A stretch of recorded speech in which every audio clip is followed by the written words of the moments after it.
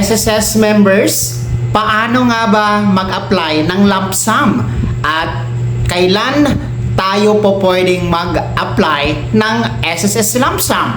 Well, ang lump sum mga ka-vlogs ay ang pag-withdraw o pagkuha natin ng ating naipong hulog o contribution kay SSS. Well, dalawa kasi ang senaryo para tayo makakapag-lump sum. Una, kung kayo po ay magpe-pensyon, no? Mag-a-apply na ng retirement pension at kayo ay nasa 60 years old pataas ang edad at umabot ng at least 120 months contribution, no? Pwede na tayo mag-apply ng retirement pension.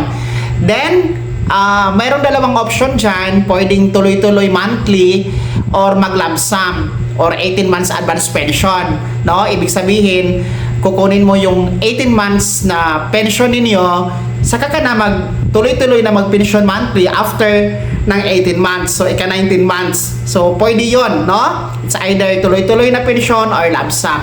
Pangalawa, yung mga hindi naman po umabot sa 120 months contribution, tapos nasa 60 years old pataas na ang edad, pwede mag-lump sum, no? Pwede kayong hindi mag-pensyon. Kung ayaw nyo magpatuloy sa paghuhulog, pwede nyo i-lump sum, i-withdraw nyo lahat ang mga hulog o kontribusyon na naibigay ninyo kay SSS. So, pwede po yon, ha, mga SSS members. Kaya kayo, alin ba ang mas maganda, lump sum o pensyon? Ibahagi niyo po sa comment section na nasa baba.